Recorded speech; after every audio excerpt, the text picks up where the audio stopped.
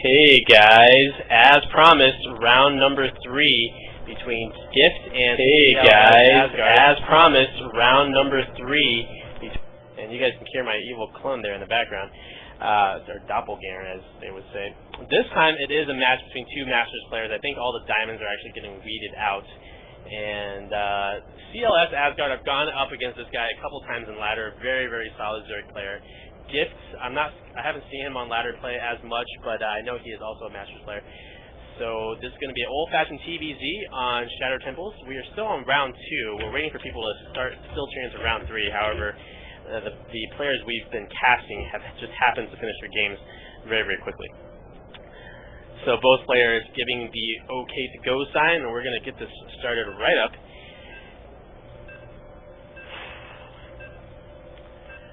I gotta say, Ramen, TVZ is probably the most dynamic matchup in StarCraft games. And I say dynamic, not like unit choice dynamic, but dynamic in between how two players react to each other. I mean, you're pretty much going to see Zerglings and Banelings and Marines and tanks, but there's a difference between just moving in mass with all your Marines and tanks, or dropping like, you know, pro level players would with dropships and really utilizing every single unit in the Terran arsenal. And I would be very interested to see how Gift goes up against Asgard in this regard. I didn't mean to rhyme there. So Asgard will be spawning as the yellow Zerg on the bottom of Shadow Temples, and Gift's going to be our red Terran, the right-hand corner of Shadow Temples. They will be spawning. I like to say this is more close positions than, you know, like a spawn on the left-hand side. I know that, you know, straight line distance, yes, they're closer, but in terms of travel distance, I think this actually is much closer than if they were to be side by side. I think this is going to favor the Terran in many respects. They're going to be able to take that to Umaga center strong position with some tanks and make pretty easy for them to push out and control the map. Well, yeah, I really want to see the two barracks pressure play right now. I think that would be excellent for this positioning. Obviously, Gift doesn't know where his opponent is, but if he does a quick scout and happens to scout there out of reaction or naturally, or even if he sees Asgard coming in right now, because if he sees Asgard as he's coming up the ramp, he's going to know that Asgard is in a close position, because no way you're going to get your drone there if you're, you know, in cross position. Right, exactly, yeah. So if he does, let's see if he goes for the... Now, he's putting a refinery down, so we're not going to see 2 racks pressure. Oh, well. Maybe next game. Although, you know, I have been known to do this. I go 2 racks pressure, but, you know, if you put 2 barracks down at the front of the base, you're going to give the Zerg a heads up of what you're going to do. So I'd like to put 1 barracks on the ramp, and then I'll proxy a barracks like behind my mineral so he can't see it. And if he makes it into my base, I'll actually build a refinery, but I won't mine anything out of it. I'll just build it. So that way he's thinking I'm going like some siege tank build, and then I'll show up at his base. Wham! 6 Marines. What? Definitely can make a pretty effective time push, and I think any sort of time would have worked pretty well this game, because he did go for the expansion before the spawning pool. Right, I mean, he could have definitely had a lot of nice play there with that 2 racks defense there. Absolutely, the spawning pool is a little bit later. I think it was a 15 spawning pool, 14. He did put down the hatchery before the spawning pool, as you said, so it would have been a perfect type of opening for Gift. I think he's aware of where his opponent is. Right? Oh, he's not actually. Well, if he makes an educated guess. Yeah, scouting, yeah. All he has to do is make an educated guess, and he should know where his opponent is. But is this drone going to make it out alive? Anybody want to place bets on that? Robin, how about it? Dinner? No. You just lost. No. I mean, I would like to go to Kentucky Fried Chicken tomorrow, so thanks for offering to pay for that. Gift putting down a tech lab, researching STEM super early. Now remember, guys, STEM did get nerfed, so he's going to have to wait an extra 30 seconds for it to research. You know, it doesn't seem like that long of a time, but it sure as hell is. Every time I research it, I look back and I'm like, oh, it should be about finished right now, right? Nope, halfway done.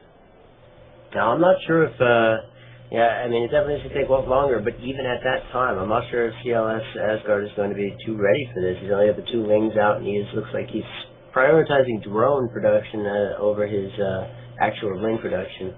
And it may end up hurting him pretty heavily if Gift can make that push really effectively. I think he's going to be okay. I think Asgard is reading this correctly. He's droning up. He realizes his opponent has tech lab, probably going to stem pack. And as a Terran, even if you get stem pack with even 3 barracks, it's going to be about that 7-8 minute mark before you push out, especially with the stem pack not being done. You're not really going to want to move out before the stem pack is done. And that's not even the case this time. Gift is early expanding. He's just going 2 racks, and then he's going to be taking his expansion. So I think Asgard is going to be just fine. He might even get the economic advantage, because I think what he's going to do is drone up until the 7-minute mark, and then start going heavy ground units, even putting down a Roach Horn. Nice. Yeah, if he's got the Roach, potentially that could definitely help throw that sort of thing off. He's got it going down right now. I think you're right. Yeah, he's looking for that 7-minute mark. So I was actually just doing a bit of thinking at work today, since I'm usually pretty bored at work. Okay, so get this. Every unit in the Zerg arsenal either attacks with melee or corrosive acid, right? Roaches spit corrosive acid. Banelings blow up into acidic crap that melts you.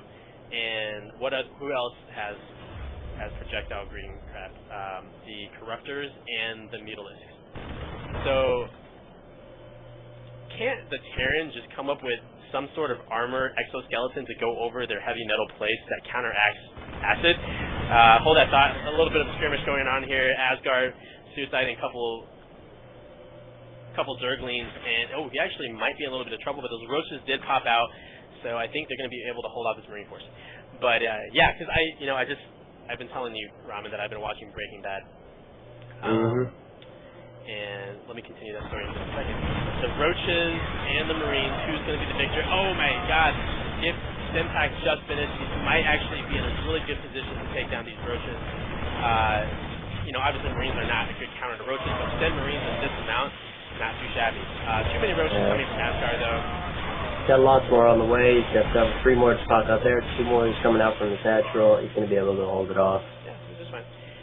So I was saying Breaking Bad, that series where there was one episode where they were trying to melt this dude in a tub, and the punk-ass kid, I don't remember what his name was, but he tried to melt him in the tub and actually melted a hole through the floor where Walt Whitman had told him to make a plastic container. Meantime, Asgard is making a push at Gift's base, and man, this might be actually a really good push. Yep. But SCV has good surround on the bunkers. That bunker is staying up really long. I don't know if it's actually going to go down. Will it be able to hold off? Holy crap, it did.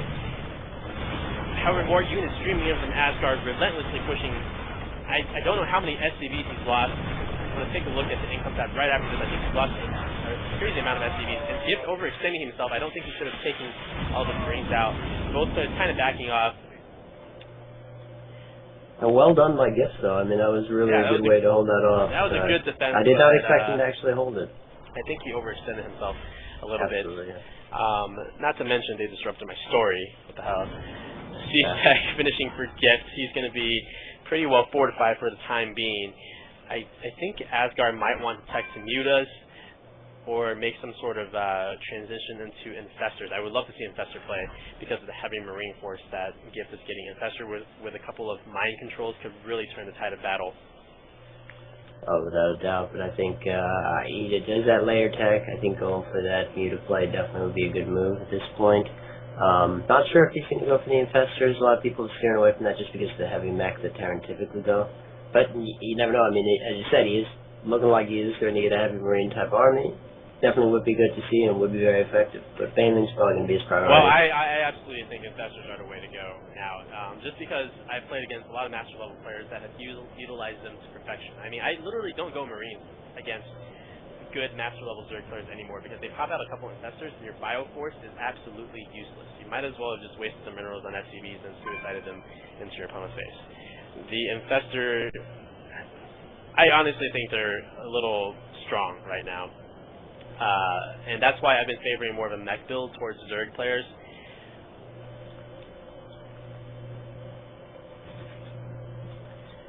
It looks like Asgard is coming up with a couple more Roaches. He's mainly sticking with his Roach Zergling force. No Banelings even in production. This is very surprising. Yeah, that's surprising me. He really hasn't switched to any other sort of tech. He does have this sort of very, very strong, very large army just holding the master. Yeah, now these Overlords do have ventral sacks being, or carapace being researched, and they will be able to transport this entire force into their main base. That is exactly what he's doing. He's going to go for a drop where no units are defending. Oh my god, this could be huge. he can take down so much infrastructure and do a ton of economic damage. There goes the drop right now. The Zerglings are probably going to stream into the mineral line to try to kill as many SCVs as they can. Nope, they're actually just going to go straight. Oh, they're just going to die. Okay. Yeah, that was. I wouldn't really agree with that move right there. But he has plenty more Zerglings. Now he's streaming into the sports, but pressing attack A takes precedence to enemy units.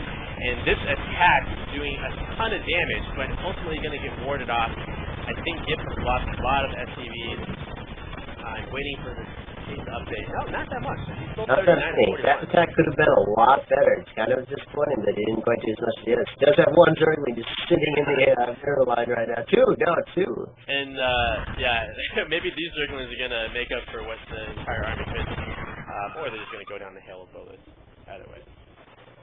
It's kind of a risky move to do that sort of sacrifice and not, as you said, go to the mineral line with the links and hit the economy pretty hard, because he actually isn't really that far ahead in terms of macro. He does get the third expansion going up, but he's not throwing up stuff saturated. Now Gift is pushing out. This is the perfect time for him to push out. He was probably going WTF, there are no Bailings. And he might be thinking that this is a great time, and he would be right. He needs to see those things up, though. It's a little late to see the tanks up. I think that might have cost him the attack. Actually, but he is, I think actually the guy could have defended that just fine, but instead, Okay, well, a surprising ending coming from this. I actually thought Asgard was in a prime position to take the game, but that just goes to show the best of one series, fourth semifinals, so Asgard will be eliminated from this tournament. Gibbs will be moving forward, and hopefully we can catch some more master on master action. That sounded really wrong. master level player. Master. Leroy. Yeah, Leroy Jenkins. What an awesome guy. All right, guys, we will see you in just a second in game number 4.